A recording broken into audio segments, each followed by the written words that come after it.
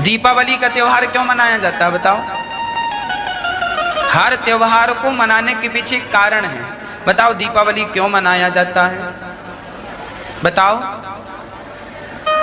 क्यों? राम जी वनवास से आए, यही आप लोग जानते हैं, जबकि ये जानकारी बिल्कुल गलत है। हम लोगों ने दीपावली का निबंध भी लिखा है हिंदी में, उसमें यही लिखना पड़ता है दीपावली क्यों मनाई जाती है। उस दिन राम जी रावण को मार के आए, इस दिन दीपावली मनाई जाती है। ये निबंध हम लोगों ने लिखा है, मैंने भी लिखा है। निबंध आता है ना हिंदी में, दीपावली पे निबंध लिखो, होली पे निबंध लिखो, हमने भी लिखा है। पर जब हमने शास्त्रों को पढ़ा तब ये बात गलत हो गई। किसी भी ग्रंथ में रामचरितमानस पढ़ो, वाल्मीकि रामायण पढ़ो, किसी भी ग्रंथ में ये वर्णन नहीं है कि भगवान राम दीपावली के दिन वापस आए हैं। एक छोटी सी बात मैं आपको बताऊं, दीपावली का त्योहार क्यों मनाया जाता है भारत के 99% लोग नहीं जानते, 1% आदमी जानता है बस। सबको यही पता है राम जी वनवास से वापस आए थे। आज सही जानकारी आप तक पहुंचाता हूं। भगवान श्री राम दीपावली के दिन वापस नहीं आए हैं। आप पूछो क्यों? मैं उदाहरण प्रमाण के साथ, पंडित ज्वाला प्रसाद जी राम जी के वनवास जाने की तारीख और राम जी के वनवास से आने की तारीख भी निश्चित की है। बंबई छापा की रामचरितमानस पढ़ेंगे, पंडित ज्वाला प्रसाद हुए हैं विद्वान, उन्होंने सब बातें लिखी हैं। अब देखो दीपावली के दिन बात सेट नहीं हो रही है, कैसे सुनना। राम जी ने रावण को मारा कब? आपके हिसाब से कब मारा? दशहरा को। आपके हिसाब से दशहरा इसलिए मनाया जाता है क्योंकि उस दिन रावण मरा। ये बात भी गलत है, रावण दशहरा को नहीं मरा। अब आप कहेंगे महाराज जी वे सही क्या है? सही बताता हूं। देखिए बात ऐसी है कि रावण ना तो दशहरा को मरा, राम जी ना तो दीपावली को आए। पर मान्यता है तो मानने में बुराई नहीं, पर सच्चाई भी पता होनी चाहिए। सच्चाई क्या है वो मैं आपको बताता हूं। अब देखना, रावण दशहरा को मरा और राम जी दीपावली को आए, इसके बीच में कितने दिन रहते हैं? कहां कितने दिन? 20 दिन होते हैं। दशहरा से दीपावली की दूरी 20 दिन होती है। जबकि शास्त्र रामचरितमानस में लिखा है कि राम जी ने जिस दिन रावण को मारा उसी दिन राम जी पुष्पक विमान पर बैठकर अयोध्या लौटे। ये लिखा है, आपने भी सुना होगा, पढ़ा होगा। रामायण, अभी रामानंद सागर जी की रामायण आई, उसमें भी यही दिखाया। रावण जिस दिन मरा था, विभीषण का राज्य तिलक राम जी ने नहीं किया था, लक्ष्मण जी को भेजा था, जाओ राजा इनको बना के आओ, समय कम है। सीता जी आई, परीक्षा हुई, अग्नि से निकाला और पुष्पक विमान। अब विमान पर बैठ के गए हैं तो विमान पे 2-4 दिन तो लगेगा नहीं, हवा पे उड़ता था विमान। राम जी तुरंत गए। जिस दिन रावण मरा उसी दिन राम जी अयोध्या के लिए रवाना हो गए, है ना। और याद रखना, भगवान राम को 14 साल का वनवास क्यों हुआ था? 15 साल का क्यों नहीं हुआ? 13 साल का क्यों नहीं हुआ? क्योंकि जिस दिन राम जी अयोध्या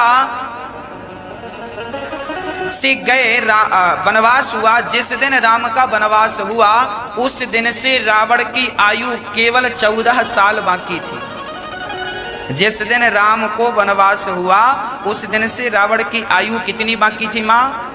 14। कैकई माँ बहुत बड़ी ज्योतिषी थी, कैकई माँ जानती थी।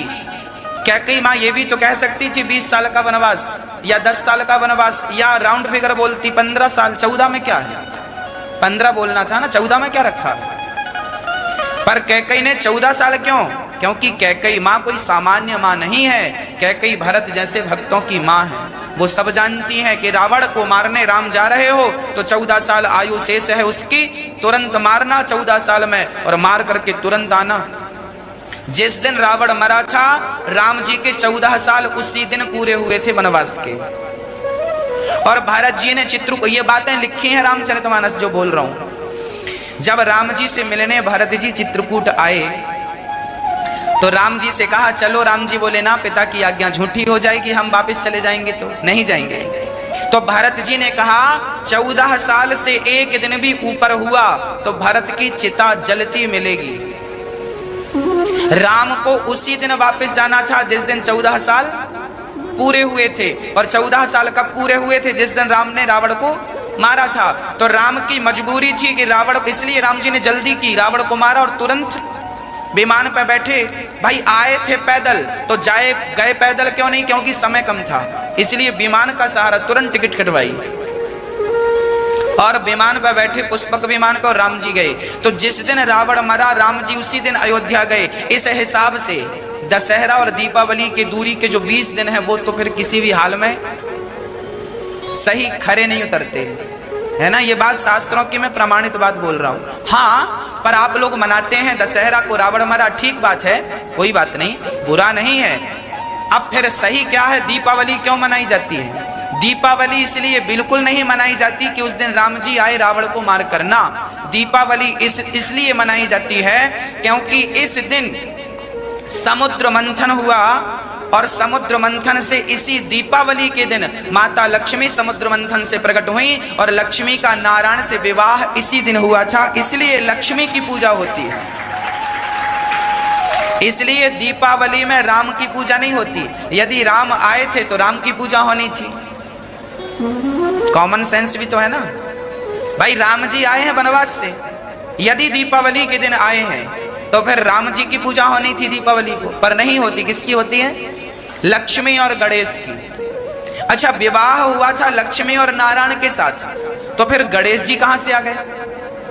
गणेश जी की पूजा क्यों होती है? भाई गणेश जी की तो गणेश चतुर्थी को अलग से हो ही जाती है, फिर लक्ष्मी के संग गणेश जी को बिठाने का क्या हिसाब किताब है भाई? कारण ये बहुत गूढ़ कारण है, बहुत गूढ़ रहस्य है। इनको सब लोग नहीं जानते, ना जानने का प्रयास करते। भक्तों, बात ऐसी है मेरी माँ, दक्षिण भारत में आज भी दीपावली के दिन लक्ष्मी और नारायण की ही पूजा होती है। कहाँ? दक्षिण भारत। पर ये उत्तर भारत है। उत्तर भारत में सदा लक्ष्मी और गणेश की पूजा होती आई है। दक्षिण भारत आप चले जाइए, उस तरफ लक्ष्मी नारायण की पूजा होती है। आपके यहाँ काहे की पूजा होती है? लक्ष्मी नारायण की कि लक्ष्मी गणेश जी की? गणेश जी की होती है। उस दिन भगवान नारायण, एक बार क्या हुआ, लक्ष्मी जी नाराज होके चली गई अपने पति से। बोले सब लोग शादी की सालगिरह मनाते हैं, आप तो मनाते ही नहीं। नाराज हो गई लक्ष्मी और अपने पिता के घर चली गई। लक्ष्मी के पिता कौन? लक्ष्मी के पिता कौन? कौन? हाँ, लक्ष्मी के पिता ब्रह्मा। भैया किसने बताया आपको? लक्ष्मी के पिता कौन? समुद्र। लक्ष्मी समुद्र की बेटी है। शंख लक्ष्मी का भाई है। शंख जो है लक्ष्मी माँ के कौन है? भाई हैं। तो लक्ष्मी जी एक बार नाराज हो गई और समुद्र में अपने पिता के घर चली गई। नारायण ने बहुत फोन लगाया, आओ आओ आओ, सॉरी बोला, पर माँ लक्ष्मी मानी नहीं। पत्नियां भी जल्दी से मानती नहीं है ना। फिर भगवान ने कहा अब क्या करें, तो भगवान ने समुद्र मंथन कराया, और समुद्र मंथन हुआ तो कौस्तुभ मणि लेकर लक्ष्मी जी प्रकट हो गई। और लक्ष्मी जी जब प्रकट हुई तो भगवान ने कहा अब एक काम करो, माला हमारे गले में डालो, यही तारीख फिक्स कर। भगवान बोले लक्ष्मी और नारायण अनादि हैं, इनके विवाह की कोई तारीख फिक्स नहीं है। ये मरते थोड़ी है भाई, जो मरता है उसका जन्म होता है, पर जो मरे ही ना उसके जन्म का संबंध नहीं है। इसीलिए परमात्मा को अजन्मा कहते हैं। हम सभी हैं जन्मा। हमारा क्या होता है माँ? हम जन्मा है और परमात्मा अजन्मा है। तो लक्ष्मी नारायण का कोई विवाह का तारीख नहीं था, पर भगवान ने कहा अब तुमने इस दिन प्रकट हुई हो। इस दिन कौन सा दिन था? दीपावली का दिन था। तो लक्ष्मी जी प्रकट हुई और लक्ष्मी जी ने प्रकट होकर नारायण को माला पहनाया। तब से भगवान की शादी की सालगिरह मनाई जाती है दीपावली के दिन। इसलिए लक्ष्मी की पूजा। फिर प्रश्न खड़ा हुआ लक्ष्मी का गणेश जी से क्या रिश्ता है? गणेश की पूजा क्यों? क्योंकि गणेश जी तो पार्वती के बेटे हैं, तो लक्ष्मी से तो उनका कोई संबंध नहीं है। फिर क्यों लक्ष्मी गणेश की पूजा? इसके पीछे भी बहुत बड़ा कारण है, वो भी सुनो, सुना दूं। गणेश जी जो है बुद्धि के देवता हैं और लक्ष्मी जो है धन की अधिष्ठात्री है। लक्ष्मी साक्षात मां लक्ष्मी और गणेश जी बुद्धि है। मानो गणेश जी और लक्ष्मी जी एक साथ इसलिए बैठे हैं कि लक्ष्मी उन्हीं के पास होती है जिनके पास गणेश जैसी बुद्धि होती है। बुद्धि है गणेश जैसी तो लक्ष्मी जी पास में होंगी, और गणेश जैसी बुद्धि नहीं है तो लक्ष्मी जी पास में। आज लोग रोते हैं महाराज जी लक्ष्मी नहीं है। इसलिए नहीं है क्योंकि तुम्हारी बुद्धि गणेश जैसी नहीं है, तुम्हारा स्वभाव गणेश जैसा नहीं है, इसलिए लक्ष्मी नहीं है। लक्ष्मी सदा गणेश जी के बाजू में ही खड़ी होती हैं, क्योंकि जिसके पास बुद्धि होगी, बुद्धिमान होगा तो लक्ष्मी अपने आप आएगी, और बुद्धिमान नहीं है तो गणेश जी बुद्धि के देवता हैं, लक्ष्मी जी पैसा है, धन है, तो धन उन्हीं के पास है जिनके पास, हाँ टाटा बिरला के पास बुद्धि है तो लक्ष्मी वही नाच रही है। जिनके पास बुद्धि है वो सब मौज कर रहे हैं, लक्ष्मी माँ है। और जिनके पास बुद्धि नहीं है उनके लिए टमाटर भी ज्यादा लगता है, रेट बहुत बढ़ गया, आलू का रेट बहुत बढ़ गया है ना, क्योंकि बुद्धि गणेश जैसी नहीं है। तो गणेश जी के बाजू में लक्ष्मी जी क्यों खड़ी हैं? गणेश लक्ष्मी की पूजा हम लोग इसीलिए करते हैं, हे गणेश जी हमारी बुद्धि निर्मल हो जाए, और जब बुद्धि बढ़िया होगी तो लक्ष्मी मां अपने आप रहेंगी, इसलिए लक्ष्मी गणेश की पूजा होती है। बात समझ में आई? अच्छा, गणेश जी के कान बड़े हैं कि छोटे? इसका क्या अर्थ है? गणेश जी के कान सूपा जैसे कान क्यों है? कान बड़े होने का क्या तात्पर्य है? और गणेश जी का मुंह आज तक किसी ने देखा?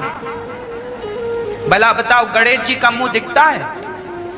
गणेश जी का मुंह हमेशा सूंड से ढका रहता, हाँ या ना?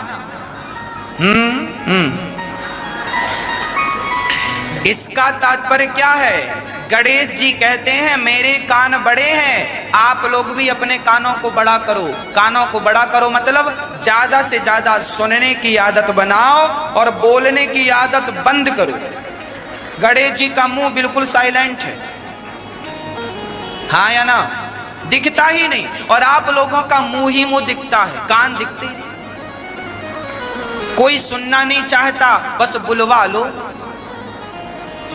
सास बोलती है तो बहू भी बोलने लगती है, बेटा बोलता है तो बाप भी बोलने लगता है, सब बोले जा रहे हैं। भैया सुनो तो, गणेश जी के कान बड़े हैं अर्थात ज्यादा सुनना है और बोलना।